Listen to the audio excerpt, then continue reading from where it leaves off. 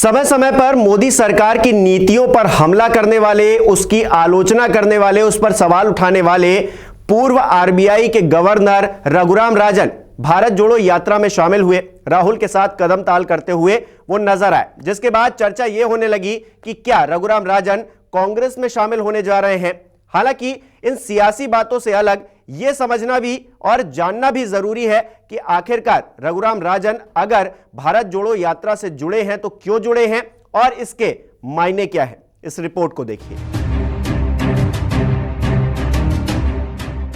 कन्याकुमारी से चलकर राजस्थान पहुंची राहुल गांधी की भारत जोड़ो यात्रा में बुधवार को भारतीय रिजर्व बैंक के पूर्व गवर्नर रघुराम राजन भी शामिल हुए। इस दौरान वो राहुल गांधी के साथ कदमताल करते नजर आए। रघुराम राजन की यात्रा में शामिल होते ही एक और सुगबुगाहट होने लगी कि क्या रघुराम राजन कांग्रेस पार्टी में शामिल होने वाले हैं। दरअसल रघुराम राजन केंद्र की नरेंद्र मोदी सरकार की कई नीतियों पर सवाल उठाते आए हैं और इस बीच राहुल के साथ उनका नजर आना सियासी गलियारों में हलचल पैदा कर रहा है। रघुराम राजन की यात्रा में शामिल होने की एक तस्वीर शेयर करते हुए राहुल गांधी ने ट्विटर पर लिखा, स्वतंत्रता लोकतंत्र का सार है और सद्भाव एक समृद्ध अर्थव्यवस्था की नींव। हम एकता के लिए और भारत के भविष्य को सुरक्षित करने के लिए चल रहे हैं। इसके अलावा प्रियंका गांधी ने भी तस्वीरें शेयर करते हुए लिखा, सुदृढ़ अर्थव्यवस्था की बात भारत जोड़ो के संकल्प के साथ पूर्व आरबीआई गवर्नर और प्रसिद्ध अर्थशास्त्री रघुराम राजन जी ने आज भारत जोड़ो यात्रा में राहुल गांधी जी के साथ कदम से कदम मिलाए।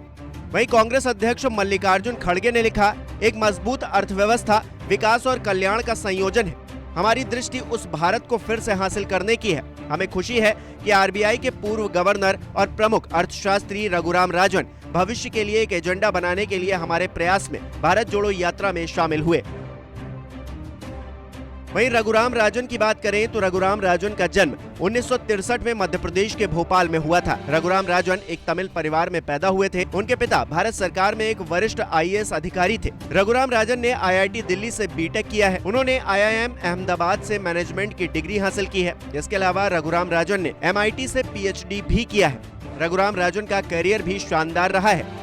रघुराम राजन 2003 से 2006 तक अंतर्राष्ट्रीय मुद्रा कोष के मुख्य अर्थशास्त्री के रूप में कार्यरत रहे। 2008 में भारत के प्रधानमंत्री मनमोहन सिंह ने रघुराम राजन को अपना अनपेड फाइनेंशियल एडवाइजर नियुक्त किया।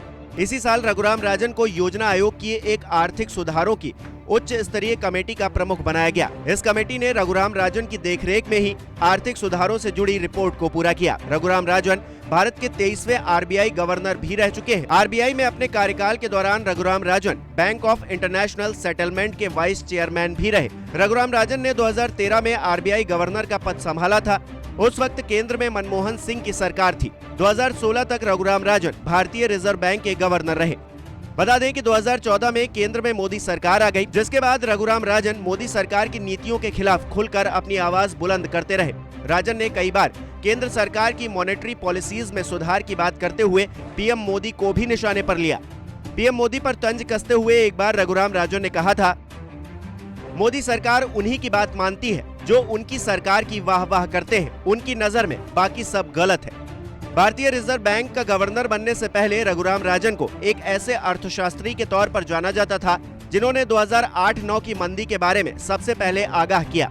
वहीं गवर्नर पद से हटने के बाद Raghuram Rajan university of Chicago के बूथ स्कूल ऑफ बिजनेस में प्रोफेसर भी रहे, जिसके बाद पिछले साल तमिलनाडु सरकार ने उन्हें अपनी आर्थिक सलाहकार परिषद में शामिल किया, जिसमें कई अन्य एक्सपर्ट्स भी शामिल हैं। फिलहाल एक बार फिर से रघुराम राजन चर्चाओं में हैं और उनके कांग्रेस में शामिल होने की अटकलें लगाई जा रही हैं। हालांकि क्या सच में ऐसा होगा, ये वक्त के साथ पता चलेगा।